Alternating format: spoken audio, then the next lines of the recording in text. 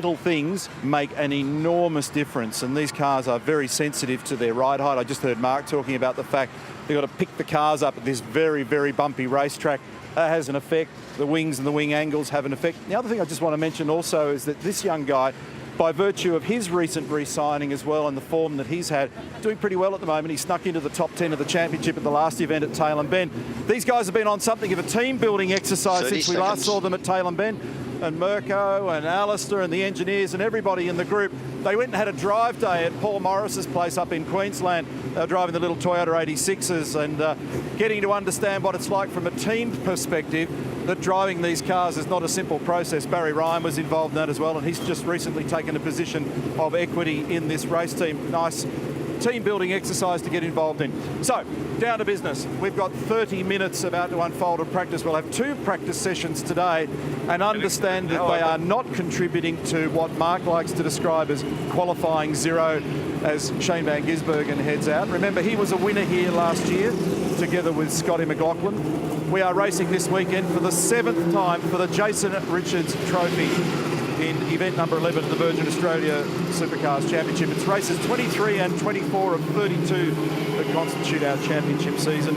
And we've got a double barrel shotgun, 200 kilometres on Saturday, 200 kilometres on Sunday, around this awesome racetrack. It's a place that we love to come to. We're around about 50 kilometres to the south of Auckland. There's always a little bit of weather around, as you heard Jess and Craig and Mark talking about just a few moments ago. But the thing that we love most about this historic location is this racetrack. Just under 3 kilometres, I beg your pardon, around here, and 11 corners. And it's not so much the peak speed of the cars around here, it's where they do it and how they do it. And there's undulation in this racetrack. So first and foremost, it is an unbelievably wild ride down here into turn one. It's a really short blast down there. It's only just over a couple of 100 metres, and through turn one, it's a very quick speed of about 195 kilometres an hour. Mistakes are readily made down here at 2 and 3, and watch out because the grass is damp on the outside. Looks like a bowling green out there at the moment. It's absolutely beautiful. But I'd love to put a buck down to figure out who's going to be first onto the grass today. Now, coming out of that turn 4 and heading up the back straight, very important to get very good drive and traction. And as I speak, light rain's just begun to fall. Braking's very important into turn 5. A direction change at turn 6, all second gear, and this was changed several years ago to just slow that run down the back straight. Now turn 8 is a passing opportunity. You can sneak up the inside, and we've seen a lot of action down here at turn 10 over recent years, and particularly with Fabian Coulthard, unfortunately for him. And the last corner is a boomer. Have a look at the speed. Unbelievably high average speed there. We break the place into 3 sectors as always, and that's what I'm talking about at the moment weather-wise. So the wind's moved again, and we've got just this light shower of rain, and I can see I'm still inside the Erebus garage at the moment that they're preparing to put some Dunlop wets on, because what you don't want to do at a high-risk location like this one is take too much of a gamble if the track does get much wetter. So Chaz Mostert has come into the lane, Lee Holdsworth's come into the lane, Cam Waters has come into the lane, Macaulay Jones is only just venturing out now. So those that have got a lot of experience, like James Courtney on screen here, they'll take their time to make the assessment. The recent news, which we covered off on trackside yesterday, is that since the last event, James has decided to part ways with Walkinshaw Andretti United, which is sad given the lengthy and successful relationship that they've had together, but it's still been a long and productive relationship, and we don't know where he's moving to. Livery change this weekend also. Mobil 1 now taking the primary position on those cars of both Scott Pye, who's also just come into the pit lane, by the way, and James Courtney. One thing's for sure, this would not be an easy racetrack to negotiate in these conditions. Now, Will Davison's car has just come into the garage, and they've actually put a brand new set of Dunlop wets on. Because the other thing, Mark, that might be handy in this scenario is to actually use this as a scrubbing session. If it doesn't get full wet, you might want to take your wets out there and at least scrub that mould release wax off the tyre to see whether or not you can get some grip later in the weekend in case you need it. Good morning to you, young sir. Good morning, Neil. Yes, it doesn't need to be any wilder, this racetrack. Neil just detailed how fast and flowing it is. It's bumpy, it's got great character. And when you put a little bit of precipitation into the mix, you will have some cars off the road. And I think your point about right now, you can see that rain is excessive for the slick tyre, so a lot of the competitors now coming into pit lane. In fact, most of the competitors Here we got McLaughlin, Stanaway and Macaulay Jones, the only three that haven't come in, and they will certainly be in a second. And there's James Courtney. This is at turn 4, and a little touch of the throttle and a monster slide. And have a look at the wheel spin. Over 650 horsepower through a relatively small tyre on board now. Have a listen.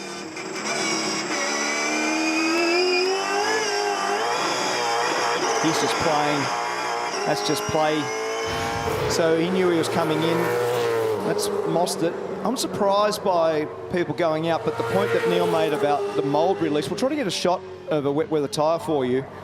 And when the tyres are produced by Dunlop, they have what we call a mould release, a shiny surface on top, and that's actually to get them out of the mould when they're manufactured.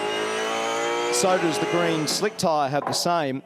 And this might be a nice opportunity with a little bit of water on the road just to get that shiny surface rubbed off and what we call roading. So just road the tyre. And the only problem with roading is that you don't want to hurt the block pattern of the wet weather tyre. So if it's a little bit too dry for the wet, often you scuff the block of the wet weather tyre up, and that then reduces its efficiency if it is seriously wet. Now, Mostert always, we talk about Van Gisbergen in the wet, we talk about McLaughlin in the wet, we talk about Courtney in the wet, but don't you worry, one of the best in the field is certainly Chaz Mostert. And that was just one lap. So he went out and straight back in. So I'm sure that he's on the Neil Crompton plan of roading the wet tyre. He might have even roaded a dry. There's the example of the wet tyre we just spoke of. And that directional pattern and the block of the tyre is very important to stay as square as possible in terms of its efficiency. So when you think about the wet weather tyre and the way it tries to squeegee the water out from under it, if you damage that block, then you damage the efficiency of the wet. Good morning, Gregory Murphy, the king of Pukekohe. Oh, thank you, Scafey. Good to hear your voice this morning, and appreciate you know, respecting me in the manner that you should. That's very nice of you. Hey, listen, just in what you're talking about there with the wets, yes, the Chaz Mostert was out there. That was actually his second set that he went and rode at the Scafey. So he went out straight away out the gate when the session began on a set, as did all the Tickford cars. Scott Pye was also doing that. And then obviously that rain came down, so a lot more guys now are actually following suit on that one. But yes, there goes James Courtney now. He was on slicks earlier when he had that big slide, and now he's actually out there riding a wet. But now the weather has changed, the sun is starting to come back through, and that moisture will disappear very quickly. We gave Neil Crompton the Weather Guru title, but you're a bit of a weather guru here as a local. Gregory? They've cut me. Oh, no, there I am. I'm back. Yes, I was trying to talk to you. I'm very much a guru here, mate, as you know. As you know. I didn't mean even in the wet, the dry. Oh, sorry. I just misheard you. Yes. Mate, today is going to be one of those days. We've been here, we've seen them plenty before. As I said, it's now stopped raining in the pit lane. It's going to dry very quickly, and I think we're going to see quite a bit of that throughout today and maybe over the weekend as well. Simona Silvestro, since the Bend, you've been here, there and everywhere all around the world, and we greet you here in New Zealand with some nice weather.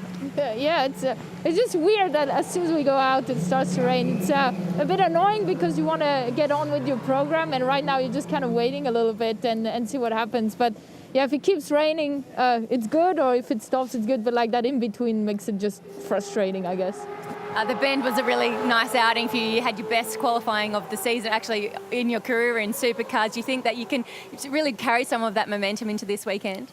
Yeah, I think so. You know, I feel like the car really is suiting me now, and it showed at the Bend and this similar track. So I think we can kind of keep the momentum going. I think everybody is really motivated on our side. So it's keep working at it, and hopefully the races will come together as well this weekend. Thanks, Simona. Thank you.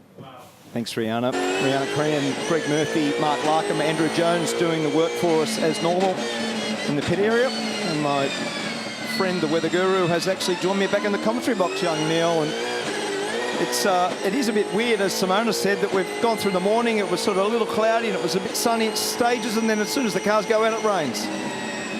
It has. It is. I'm cold and wet. It's actually a fair haul from down there to back where you are, and I don't fancy the notion of being in one of these cars at the moment because it's neither one nor the other. McLaughlin's on screen. He's just gone fastest. It's not quite wet, it's not quite dry, and it's just got that spooky sheen on it. Spooky sheen. Just enough to make you a little bit circumspect. Because when you unleash more than 600 horsepower, one of these cars in these low gear corners, you'll find yourself pointing at 180 degrees very quickly. And so just awkward circumstances out there at the moment, just enough of it around. But as Greg said, depends a little bit on where you stand. Even as I came back, there are little patches of blue here and there, and there's enough wind that if we do have a little break in it, the track will dry up very, very quickly. So at the moment, it's McLaughlin over Courtney. It's actually 0.6 of a second, and you and I are thankful because we've been given permission to come to the venue today by none other than Lord Murphy of Pukekohe, seer of all seers, and of course, jumper of many bonnets. Jumper of many bonnets. Let's just get all this stuff done today, shall we? So that the quality of the entertainment rises tomorrow. Actually, I'm going to have to get out of the way now because Lee Holdsworth I was going to talk to. So I've ruined that opportunity to talk to Lee about what's going on. He's actually just bolted on a brand new set of wets. If we get our cameraman just to quickly come around here, we might get a quick shot of what you were talking about before there, Scafey. There's that brand new tyre, very shiny looking.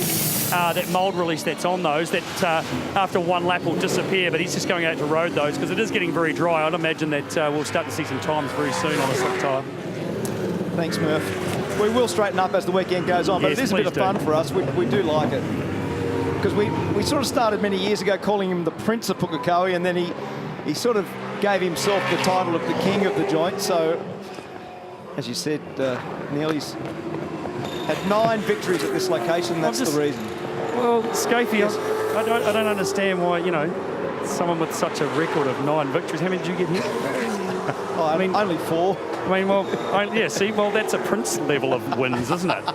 It's definitely a Prince level. Oh, right, I didn't realise You're not royal enough. I didn't realise there was a royal hierarchy of wins, but anyway, we'll move on. Could argue as a queen. That's okay. I'll run with that. Jacobson is the fastest, and even with a little bit of slime on the racetrack at the moment, it's a 1 minute 5.8 over McLaughlin and Courtney, who've come back into the pit lane. Stanaway's out there. It was great to have Richie back in his car for Boost Mobile and Gary Rogers Motorsport at Tailem Bend after the absence since Saturday at Winton. Andre Heimgartner, new livery on the car this weekend, and we'll cover off the changing look of some of the cars out there because 2 of the Brad Jones racing cars are presented differently this weekend, so beautiful job on Andre's car. Now, even in the last probably 60 seconds or so, the conditions have just improved a little, so I fully expect to see some rapid times unfolding there. I'll give you a reference on that just so you can keep track of it at home as well.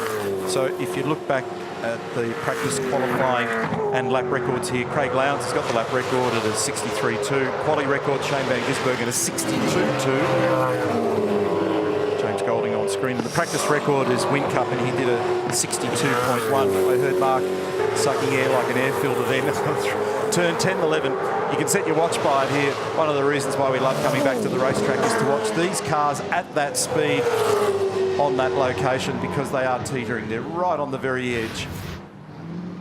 And this is down at turn 5 and 6.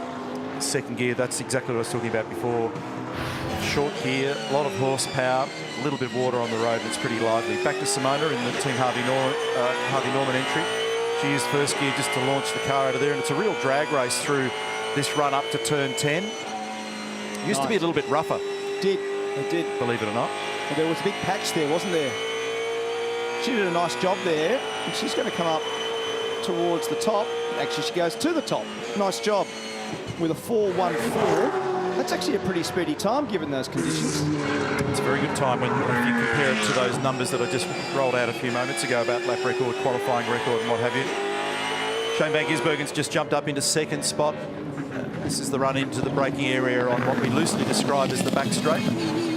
And the young man of the moment in Scott McLaughlin extending his championship lead last time out to 639 points.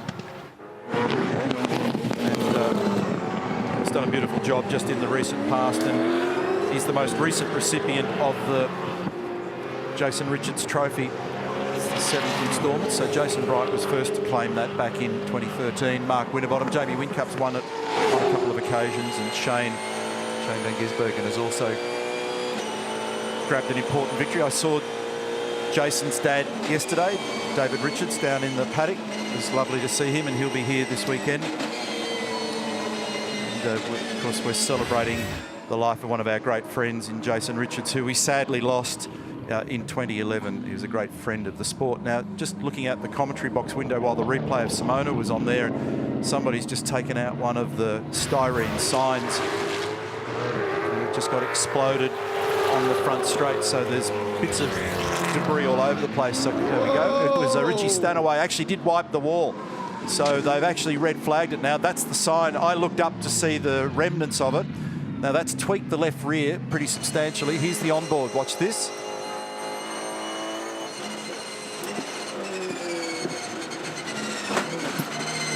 So that I said downstairs before, the grass is wet out there at the moment. It looks beautiful. It's been probably of the recent visits here the best we've ever seen the venue presented, but it's like a bowling green and it's quite wet.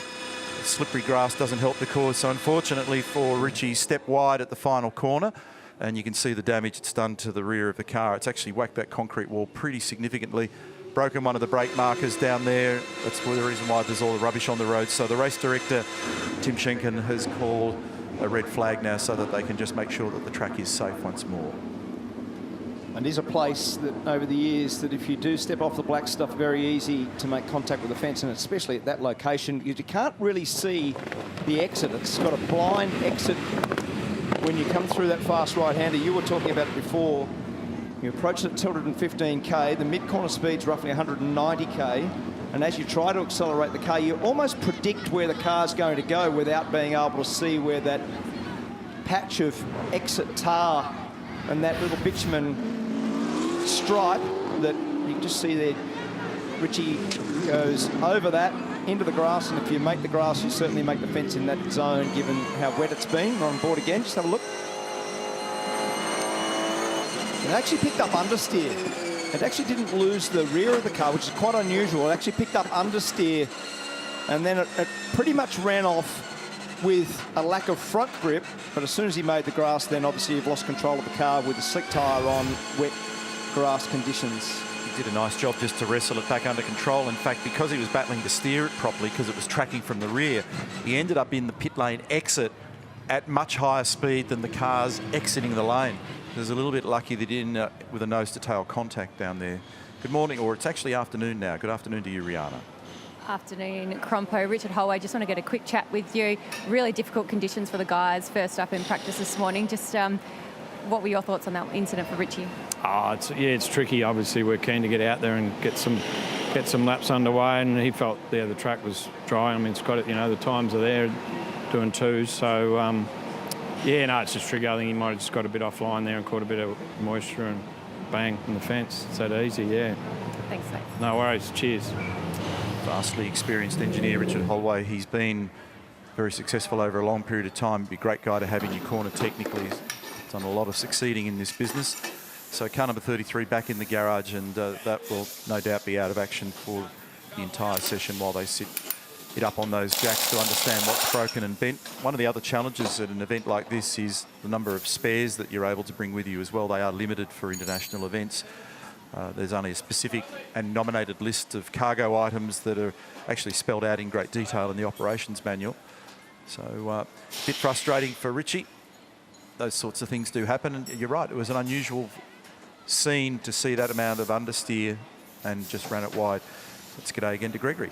Yes, we'll try and complete this interview this time. Hey Lee, that's been quite a tricky sort of start to the session. Haven't probably managed to do a lot. I saw you go out, rode those wets. You've done a lap or so on the slicks. What are the conditions like? Yeah, it definitely wasn't wet enough for wets. So, but it was too greasy for slicks, and we've only got 4 sets of wets for the weekend, so you don't want to burn them up. Otherwise, we'd all be out there having a bit of fun. But look, I think now the conditions are good enough to push hard. It's still probably a little bit greasy, but if we're all out there together, it'll dry up very quickly. So I don't know how long this will take, but hopefully we get out there and have a bit of a spin. Yeah, it's been a bit of a slow start. Plenty of fans here though, enjoying seeing you guys back here at Pukekohe. You're loving being back on this track? Yeah, absolutely, Murph. This is such a cool place. I love coming back to Pookie, and I see the fans up on the hill. I reckon that's the biggest crowd I've seen on a Friday, so it's really cool. Love it around here. It's a good, fun little track, and yeah, it's cool just to push hard, and you know, you need a good balance. So that's what we're trying to achieve. Go and find a groove. Thanks, buddy. Richie Stanaway, it's great to have you back in the supercar, and particularly here on your home ground, but really difficult conditions to start this practice off, and obviously just caught you out there. Yeah, I just got caught out by the setting the speed over the hill just because the track was drying out, so it was hard to gauge how much to attack, and then just ran wide slightly, and because the grass is wet, obviously it just sucked the car towards the wall, and wasn't too bad until I rejoined onto the circuit, and I didn't realise that the left rear suspension was bent. So I nearly had a bigger crash just simply rejoining the circuit. So yeah, I'm just glad that the car didn't spit me off into the inside fence or anything and have a major issue. It's just a lower left rear suspension arm, and some scrape panels. So I'm just glad it wasn't any worse. And the conditions before that on track? Yeah, it was slippery, but it dried really quickly. So I'm expecting the end of the session to be pretty much full dry pace. So yeah, just disappointed that I'll probably miss out on that. But I got enough laps in to sort of get my eye on a little bit. Thanks, Richie. Thanks. And a pit-to-car communication issue for the Shane van Gisbergen entry. I spoke to Grant McPherson, his engineer, and he said we can't hear him very clearly, so at the moment he's doing his thing on the circuit. They'll come into the pits, they'll go old school, and they'll just chat through the door, and they'll try and fix it after this session. Thanks for the update there, Andrew and Rihanna. We're looking at Shane van Gisbergen now, who's been very successful at this location. He's put together some beautiful drives here. He is currently sitting in 7th position. One of the other things that just stymies what will be a very important part of the weekend is this weather just interrupts everybody being able to get a decent read on the... he must have got a heap of tone or noise feedback of some description from his radio there. Shane van Gisbergen, the replay, showed just how vigorously he pulled the connector out. Yeah, they won't be getting a good read on the cars at the moment, which they'll need, because remember that when you just go and bolt things onto the car and you change the front undertray, you change the rear wing, it doesn't necessarily follow that there's an owner's manual somewhere that you go, oh, well, this equals that. You've got to go and learn it. You've only got 2 30-minute sessions to do that today. One of them's only got 13 minutes and 34 seconds left, and it's been compromised. So it puts a little bit of pin the tail on the donkey in the setup stakes here. No doubt. We were actually saying that, Craig and I, before the start of the session, that you probably would put a setup in the car that you're familiar with, meaning maybe an Ipswich setup, so that if you've got a balance at, say, Ipswich, where they test, and you roll the car out and it's got either understeer or oversteer, which probably gives you the best guide if you have something that you're familiar with. So an Ipswich setup is what Lowndesy and I were talking about, and I reckon that's probably what they've done. Dual user facility here with the horse racing complex in the middle, and I alluded to it when I was downstairs talking through the track map, Mark, about the history and the heritage of this racetrack. New Zealand Grand Prix being conducted here, and I just grabbed a few names, and devotees of motorsport will know the importance of these names. Sir Jackie Stewart, the late John Surtees, the late Bruce McLaren, Graham Hill, a couple of New Zealand Grand Prix victories, the late Chris Amon, Frank Maddish, Frank Gardner, Neil Allen, John McCormick, Warwick Brown, who's an avid watcher of our supercars coverage, Kenny Smith, Keke Rosberg, Ross Cheever, Davy Jones, Paul Radisish, who I saw wandering the grounds earlier, and Craig Baird, who these days is our driving standards advisor. Just a few of the names, and I'm focusing on the single-seater side of it, and you start to think about those that have plied their trade in sedans and touring cars here over the years. It's got a really cool heritage, this racetrack, one of the old-style tracks. It's fast, it's flowing, it's pretty wild. There's the garage and the scene inside the Red Bull Holden racing team. Grant McPherson, Mark Dutton, Roland Dane there as well. Engineering and mechanical group, David Couchy in the foreground. He looks after Jamie Wincup's activities. So they'll be watching with great interest at all those data traces that you can see on the screen there. Now, once or twice I've had texts or emails as well asking for an explanation as to what the strange little rotating device is in the footwell of the passenger side of the car. So look up, have a look at the wiper, look down, and that's the wiper arm, the motor and the actuator that you can see there. So that's the reason why you can see that little bit of apparatus moving down there at the moment. Shane's got it on, which is not good news for data gathering. Absolutely not. And McLaughlin, before this last sprinkle, had done a 2.9. Silvestro was next with a 3.56, and then James Golding with a 3.57. And on that lap there, we saw we're on board with Van Gisbergen. He did a 5-1. Thank you for pointing that out for me now. I was struggling to find him there. So a 5-1. So he's basically 2 and a bit seconds slower than what the raw speed of the previous segment of this session was like when McLaughlin got a relatively dry run. And he had Fabian Coulthard running with him as well, remembering this is a huge weekend for the Kiwis, Van Gisbergen, for McLaughlin, for Coulthard, for Stanaway, for Heimgartner, all the fans that have come out here, already an enormous number of people. It is getting wetter out there at the moment, unfortunately. There are a lot of hardy people scattered all around this racetrack to deal with these weather conditions and watch some supercar action. It's turned out to be pretty tough. But the reality is this might be the deal. This might be the way things play out tomorrow and Sunday, so you need to learn to live with it. One of the other features of this racetrack is a very long pit lane and transit time interval. So the amount of time that is taken to transit this as a ratio of the total lap time is enormous. So that's something that's got to be taken into account depending on the way in which you play your strategy game. You don't need to be very many seconds behind the race leader to go a lap down here. So it's just a little over 45 odd seconds. Todd Hazelwood, Big Mate Racing on the screen. Car number 35. So pretty much everybody other than this man on screen and a couple of others have abandoned ship and gone back into the pit lane at the moment. So the best time done in just the very tiny ideal window that we had was McLaughlin. He did 2.9 from Simone Di Silvestro, who did a 3.5. Just over half a second is the margin first to second. Driver's eye view from Shane's car, beg your pardon, Todd's car, and you can see that he's just treading very gently out there at the moment.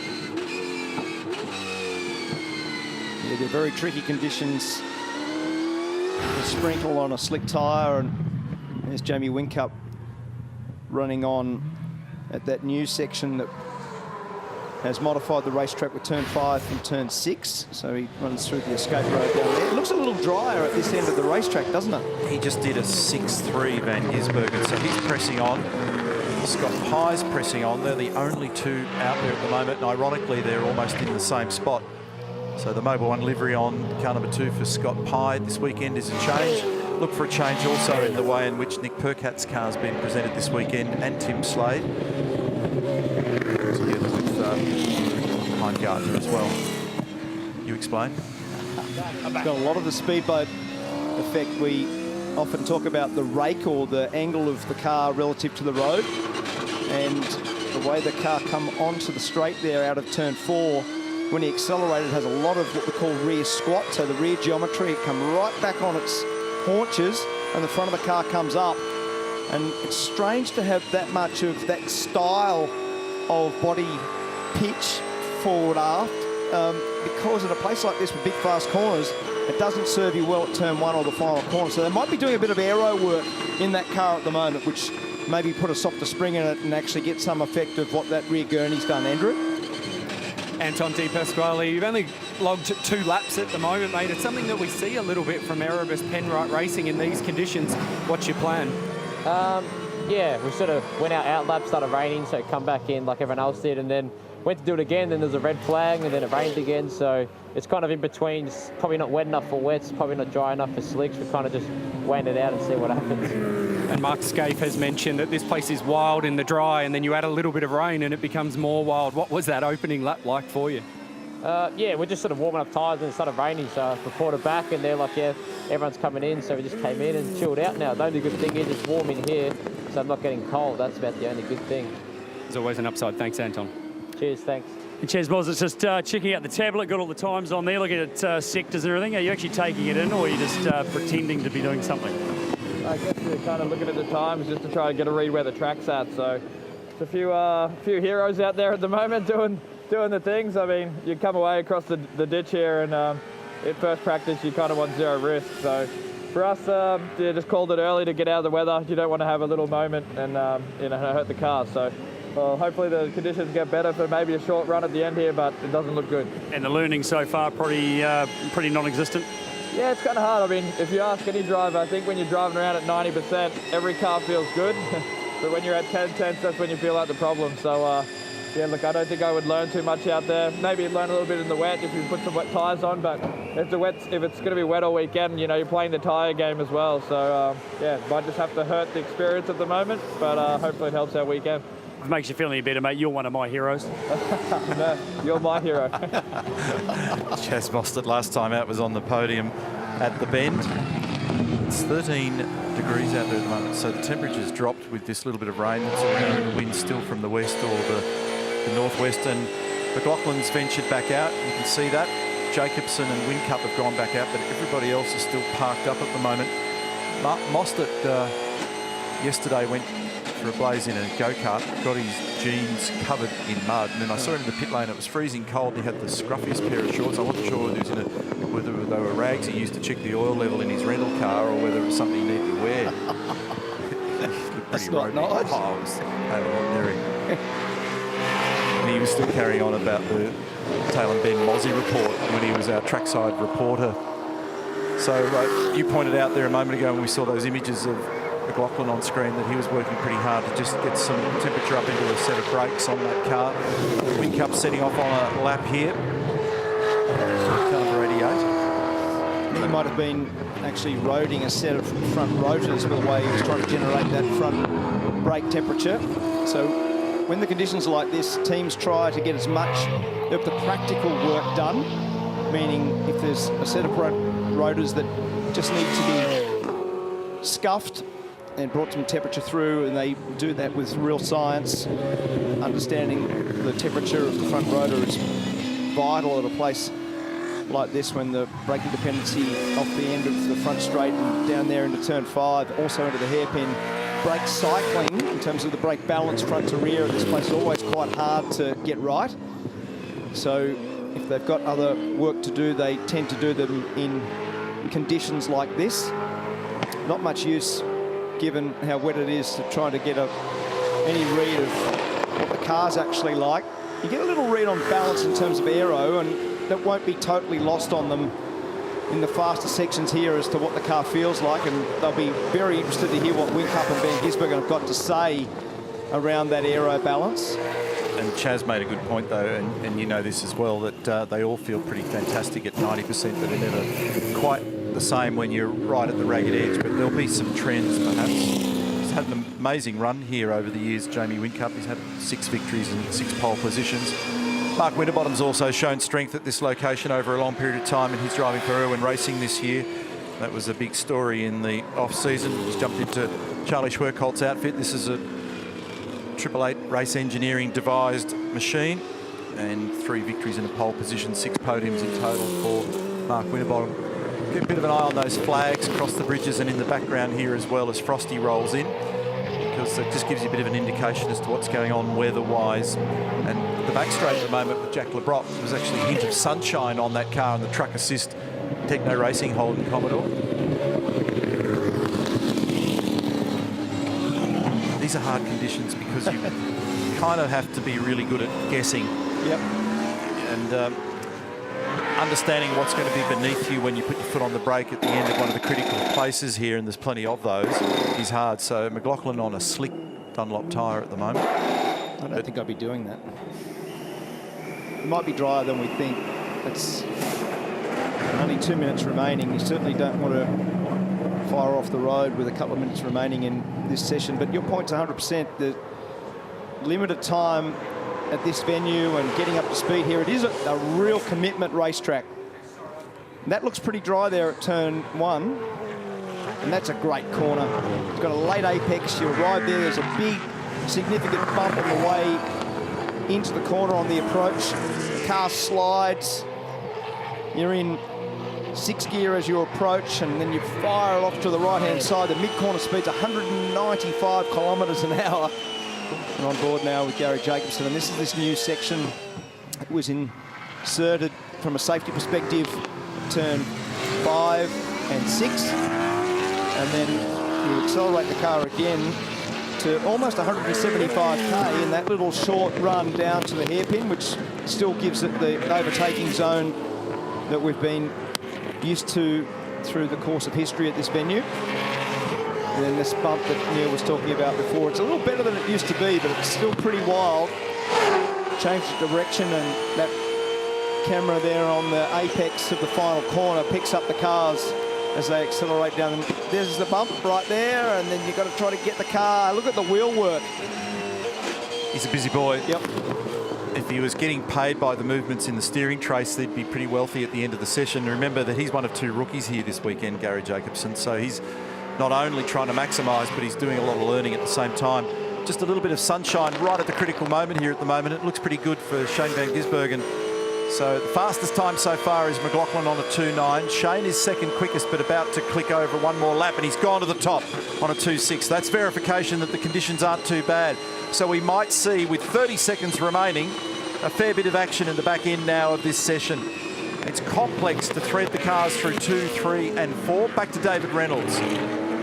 So Van Gisbergen's actually further improved in sector 1. So he may even go on to improve that time again.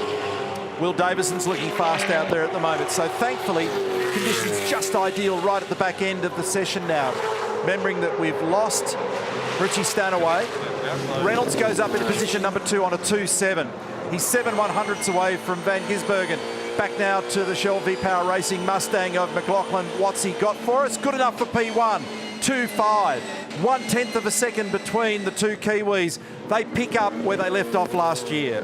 And for whatever reason, sometimes off the back of a little shower is this peak speed that the tyre and the bitumen conformity works to a point where you get a real yield. You get a gain in grip.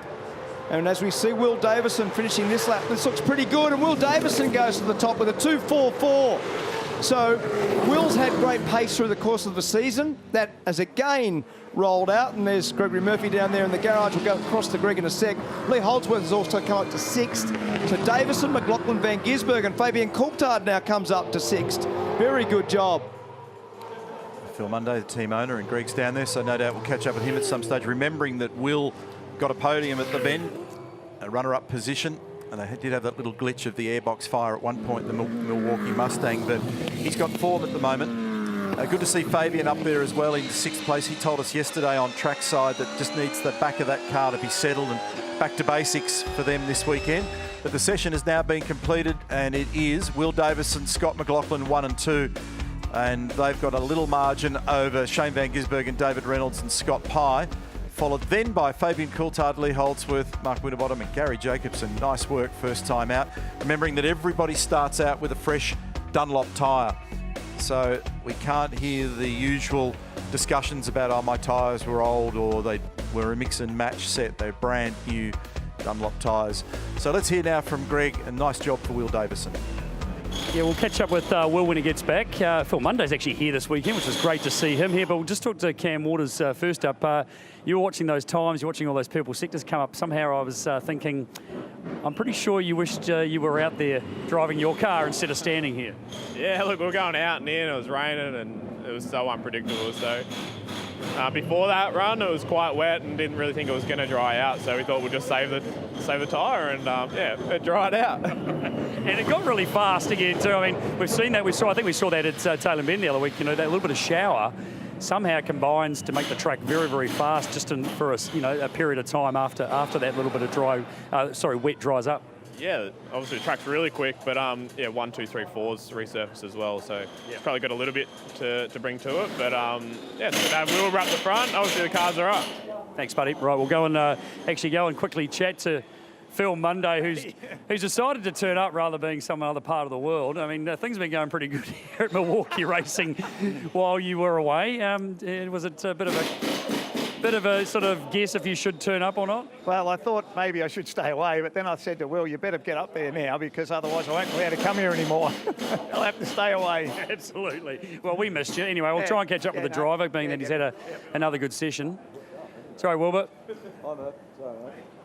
Just grab your helmet off there, mate. One of those sessions, mate. No one really knew what was going to happen, but it was good to be out there at the end and probably get a little bit more of a read, albeit it's a difficult one considering the conditions. Yeah, exactly.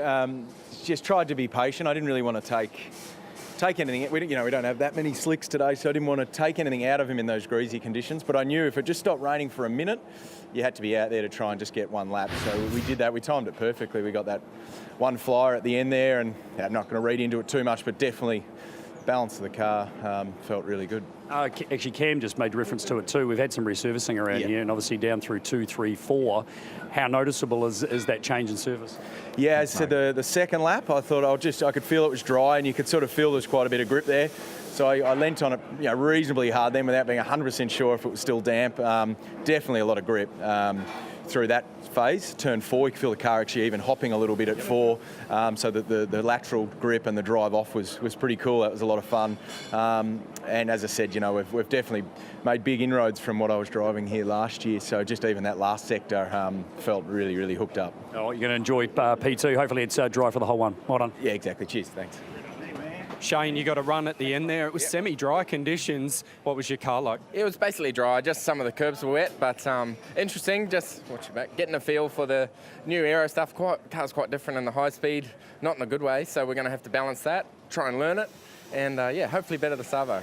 I guess off the back of that comment, my question has to be: you say it's a bit not as nice as it was. Is it nervous or is it understeer in the back that's causing you some grief? The new, whatever they got, this silly little flick up on the rear, so it just makes more rear and more drag, so need to try and balance that out and just learn. None of the Holden guys have had testing, so all have the same problem, and we'll try and learn from it. And last one, mate, we saw you unplug your radio there very violently. Any issues with that, or is that being fixed? Nothing big, just when two people talk at the same time in the garage, it makes a funny noise, so pulled it out pretty quick. Thanks, Shane. Sweet. Cheers. So Shane Van Gisbergen, third in the timesheets this morning. I love watching him in the rain here. I think the changeable conditions that we've seen so far today are certainly a taste of what's to come over the weekend.